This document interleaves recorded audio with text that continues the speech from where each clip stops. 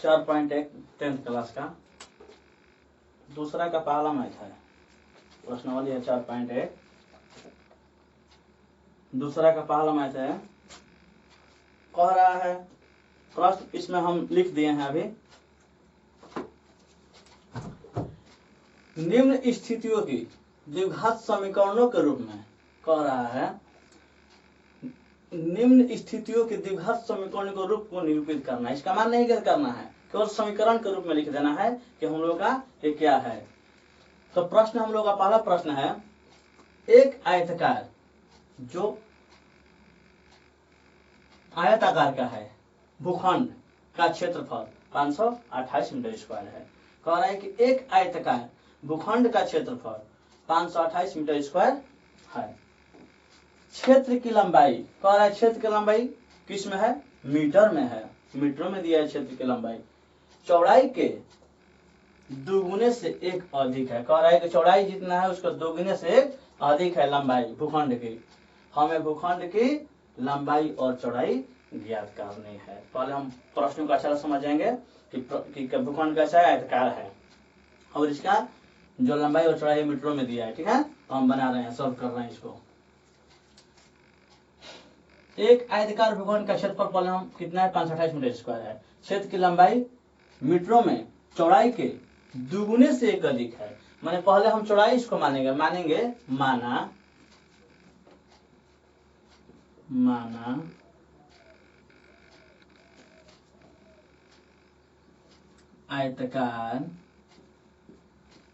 आयताकार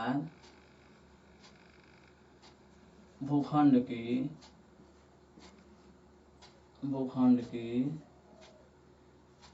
चौड़ाई बराबर x है। कोई चीज हम मानते हैं तो x से मानते हैं, तो हम लोग क्या कहेंगे, माना आयताकार भूखंड की चौड़ाई क्या है, x है। अब इसमें क्या हम लोग का कह रहा है कि चौड़ाई के दुगुने से एक अधिक है। क्या अधिक है, आयत का लंबाई। ठीक है, तथा आयताकार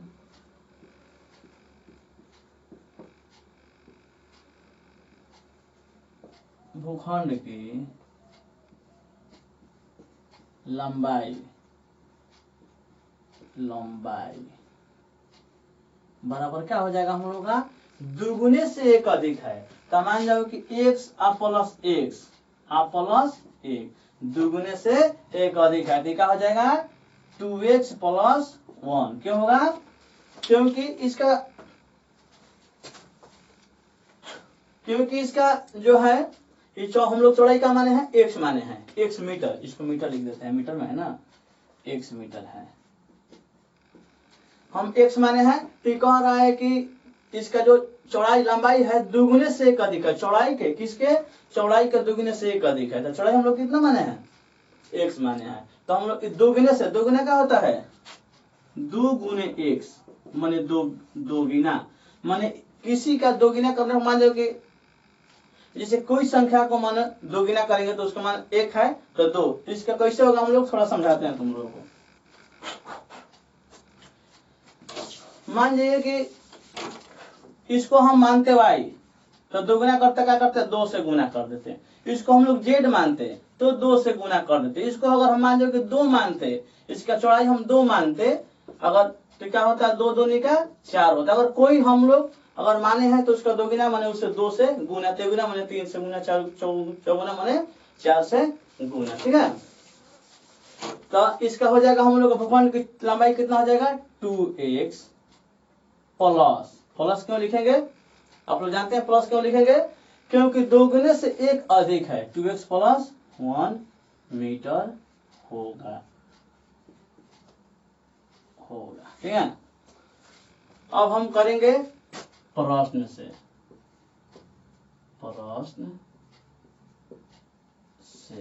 प्रश्न होगा हम लोग, तो प्रश्न हम जानते हैं क्या होता है, आयत का क्षेत्रफल बराबर क्या होता है, आयत का क्षेत्रफल बराबर क्या होता है, लंबाई गुने चौड़ाई। आयत का क्षेत्रफल ही ना होता है, लंबाई गुने चौड़ाई। आयत का परिमाप होता है 2 इंटू एल प्लस बी, मैंने 2 इंटू लंबाई प्लस चौड़ाई। लेकिन आयत का क्षेत्रफल कितना होता है? लंबाई गुने चौड़ाई। तो हम क्या करेंगे? प्रश्न तो पहले लिखते हैं लंबाई गुने चौड़ाई बराबर आयत का क्षेत्रफल। आयत का क्षेत्रफल हम इस तरह लिखें, या पहले हम लंबाई गुने चौड़ाई बराबर आयत का क्षेत्रफल होगा, या आयत का क्षेत्रफल लंबाई गुने चौड़ाई होगा। ठीक है, तो लंबाई कितना हम लोग का है? 2x प्लस 1, यहाँ पर इंटू है। चौड़ाई हम लोग कितना है? x है। अपन नहीं देंगे भी तो चलेगा हम लोग को, ठीक है, क्योंकि इंटू ये हो जाता है हम लोग का जो क्वेश्चन बंद होता है। तो बराबर आयत का क्षेत्रफल कितना है? 528 मीटर स्क्वायर। ठीक है ना, मीटर स्क्वायर। क्षेत्रफल हम लोग के स्क्वायर में होता है, छोड़ देते हैं इसको। और हम क्या करेंगे? इसमें गुना करेंगे, 2x में x में गुना करेंगे तो क्या हो जाएगा? 2x स्क्वायर हो जाएगा ना। 2x में और x में गुना करेंगे तो क्या हो जाएगा? 2x स्क्वायर प्लस का प्लस है हम लोग का, फिर x में 1 में गुना करने का हो जाएगा x हो जाएगा। बराबर कितना हम लोग का? 528। बराबर कितना है? 528। अब हम क्या करेंगे? 2x square plus x minus 528 बराबर 0। ये हम लोग का आंसर हो जाएगा। क्या आंसर हो जाएगा?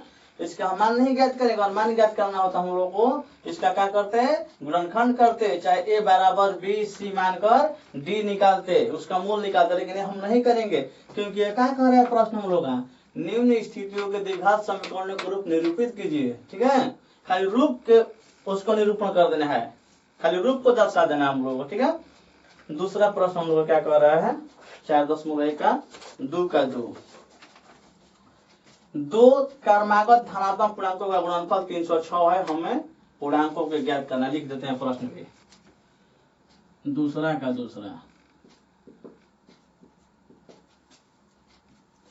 2 कर्मागत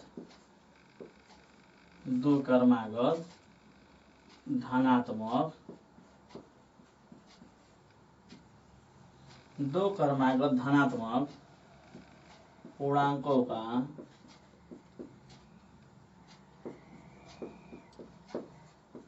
गुणनफल 2 कर्मागत धनात्मक पूर्णांकों का गुणनफल 306 है।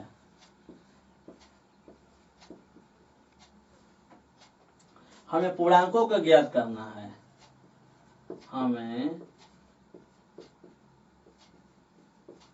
पूर्णांकों को ज्ञात करना है। 2 कर्मागत धनात्मक पूर्णांकों का गुणनफल 306 है। हमें पूर्णांकों को ज्ञात करना है। बहुत आसान मैथ है। अभी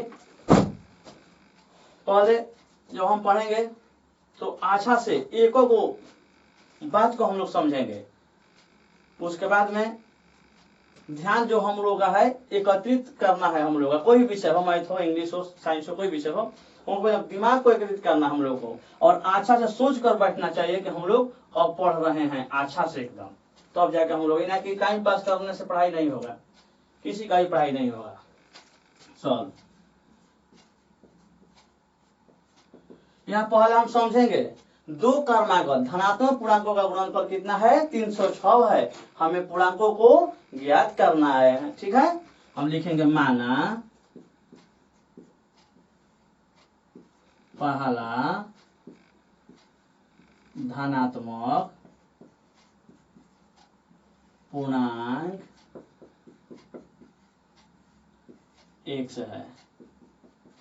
माना पहला धनात्मक पूर्णांक कितना है जी? x है, तथा दूसरा कर्मागत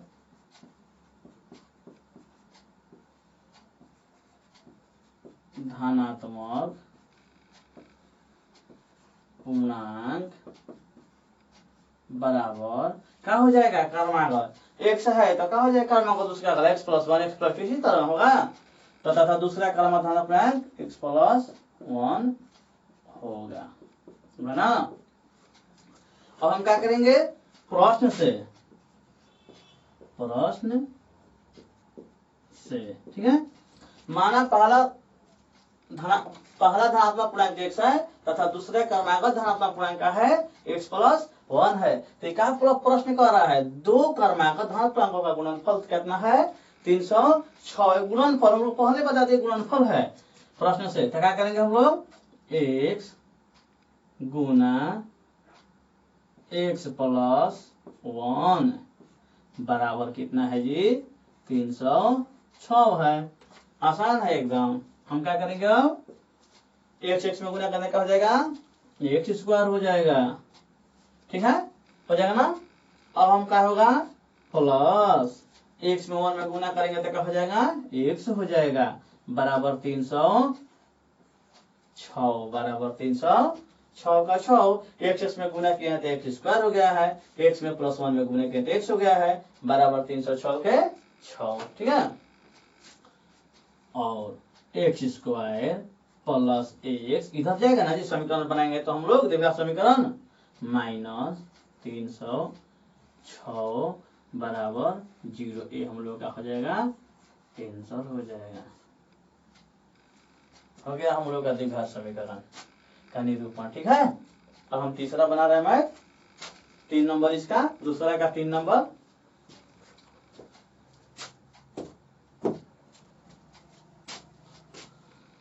मिटका रहे हैं पहला मैथ हम।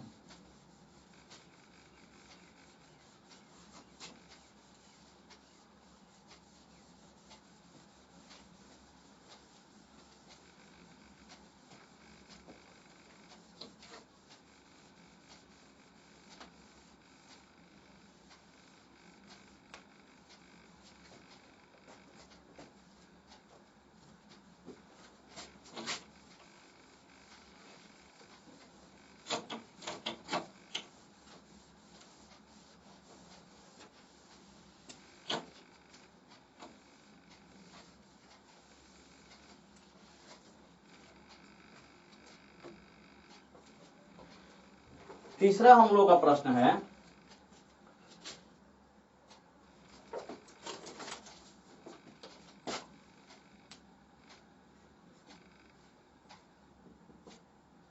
तीसरा प्रश्न है कि रोहन की माँ उससे 26 वर्ष बड़ी है, और रोहन की माँ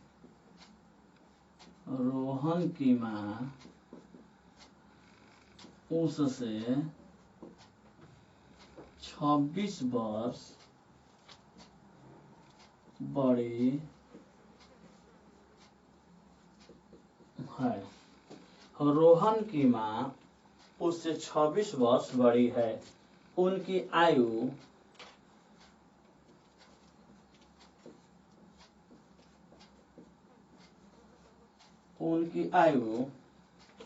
वर्षों में है,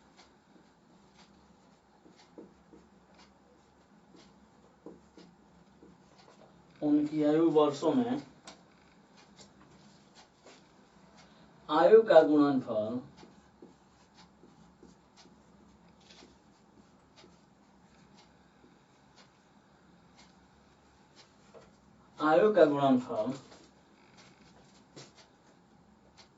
अब से 3 वर्ष पश्चात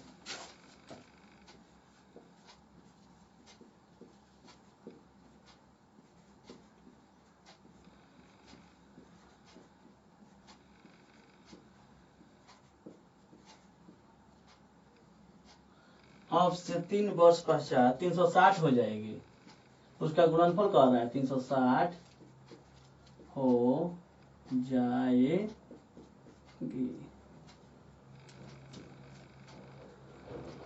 रोहन की हो जाएगी, रोहन की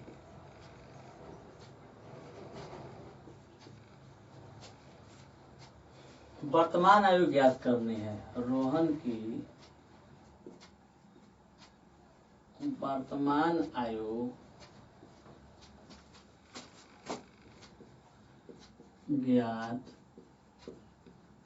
करनी है।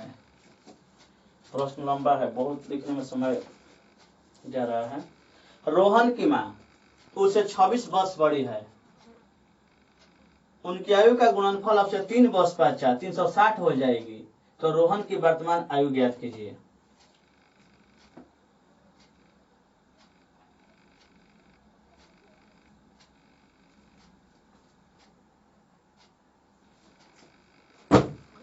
रोहन की माँ उसे 26 वर्ष बड़ी है। पहले हम फिर एक बार समझ लेते हैं प्रश्न को।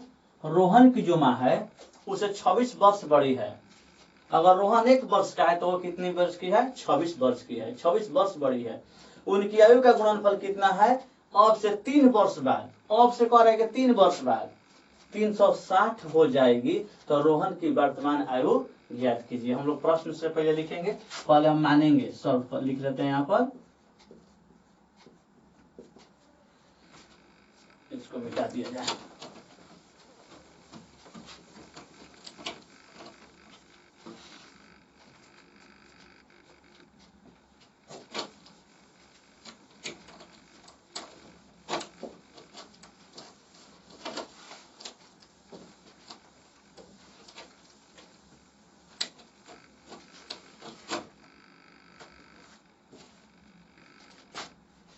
माना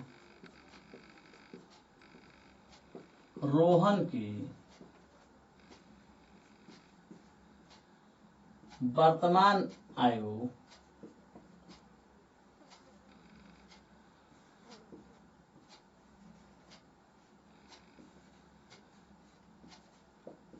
1 वर्ष है।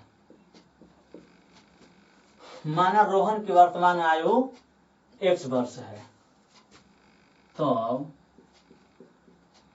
रोहन की माँ की आयु, तब रोहन की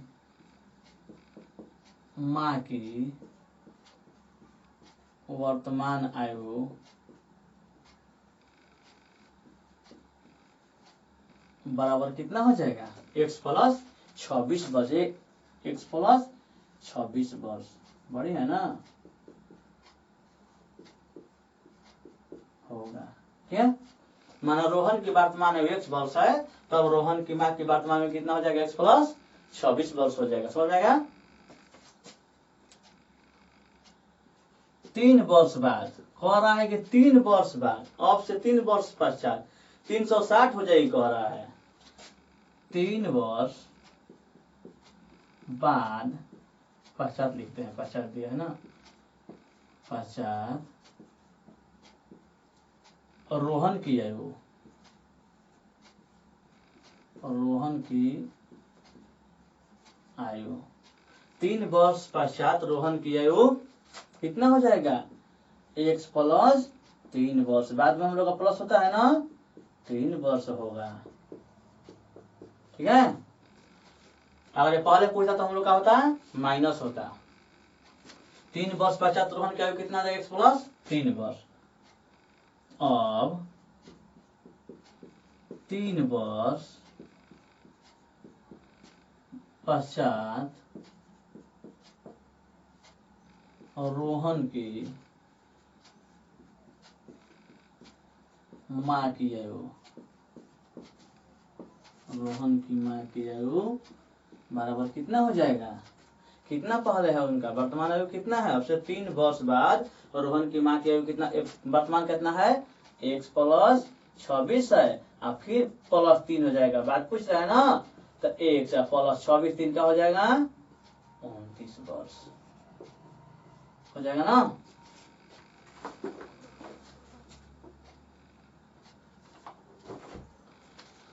अब हम लिखेंगे प्रश्न से। प्रश्न से हम लोग यहाँ प्रश्न नहीं बनाए। यहीं पर प्रश्न क्यों नहीं बनाए? क्योंकि हम लोग पूछ रहा है कि अब से 3 वर्ष पश्चात 360 हो जाएगी, इसीलिए 3 वर्ष के बाद का हम लोग निकाल कर तब हम प्रश्न हम लोग बिठाएंगे। x प्लस 3 इंटू क्या कह रहा है इसका, क्या कह रहा है, उनकी आयु का गुणनफल, गुणनफल 3 वर्ष बाद का है, आयु का गुणनफल है, x प्लस 3 है into x plus 29 equal to 360। यहाँ पर हम लोग इंटू नहीं देंगे फिर भी चलेगा, इंटू छिपा रहता है। अब हम क्या करेंगे, x प्लस 3 लिख दिए, यह है ना उनके 3 वर्ष बाद रोहन की आयु, 3 वर्ष पश्चात उनकी माँ की आयु, x प्लस कितना हो रहा है 26 3 29, x प्लस 29 प्लस दोनों का गुणनफल 1 प्लस 3 का और x प्लस 29 बराबर कितना हो जाएगा 360। और x से गुना करेंगे, किस में करेंगे, x प्लस 29 में करेंगे ना गुना, x प्लस 29 में। फिर क्या किया जाएगा, फिर क्या किया जाएगा, इसमें प्लस 3 से गुना किया जाएगा दोनों में, प्लस 3 से दोनों में, x प्लस 29 बराबर कितना हो जाएगा 360 का 360 हो जाएगा ना। x से गुना किए हैं दोनों में x प्लस 29 में, फिर प्लस 3 से गुना किया x प्लस 29 में, बराबर कितना हो जाएगा 360 है, ये है दिया है। और x में गुना करेंगे तो क्या हो जाएगा हम लोग का x स्क्वायर प्लस 29 में x में करेंगे तो कितना हो जाएगा 29 से x हो जाएगा ना, हो जाएगा प्लस 3 में x में गुना करेंगे, x में किए हैं तो x स्क्वायर हो गया, 29 में x में करेंगे तो 29 से हो जाएगा, प्लस 3 में x में करेंगे तो क्या हो जाएगा 3x आप प्लस 29 दिया 87 होता है ना, 9 तिया 27 2 3 दूनी 6 2 8 87 होता है ना, 9 तिया 27 3 6 2 8 29 तिया 87 बराबर 360।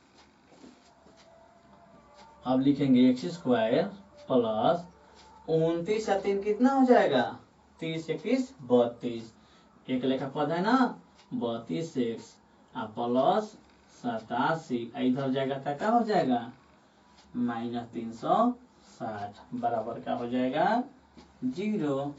अब हम क्या करेंगे, और x स्क्वायर प्लस 32x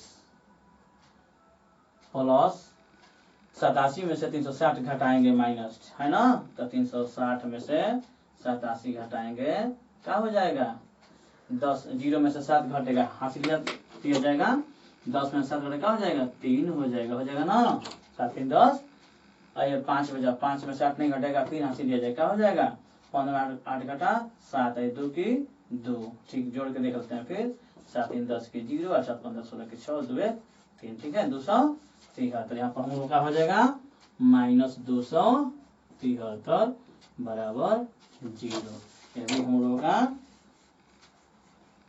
बन गया, ठीक है। तीसरा हम लोग का मैथ बन गया। अब 4 नंबर हम लोग का क्वेश्चन है, अब हम लोग का 4 नंबर प्रश्न है, मिटाते हैं इसको।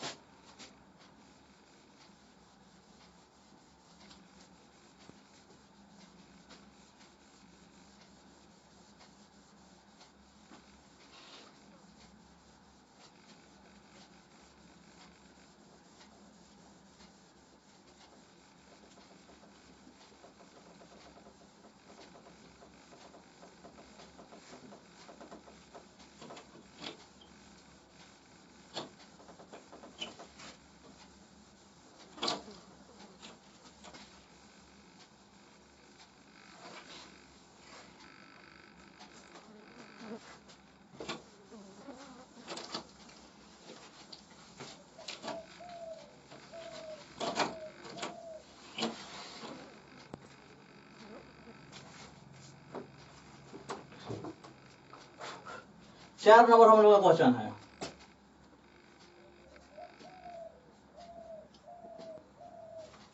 एक रेलगाड़ी, प्रश्न लिख लेते हैं, बहुत समस्या हो रहा है प्रश्न लिखने में, प्रश्न बड़ा बड़ा है।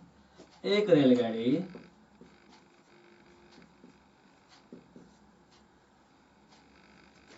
480 किलोमीटर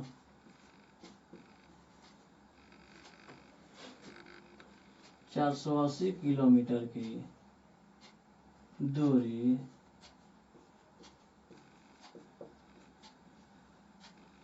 समान चाल से तय करती है, समान चाल से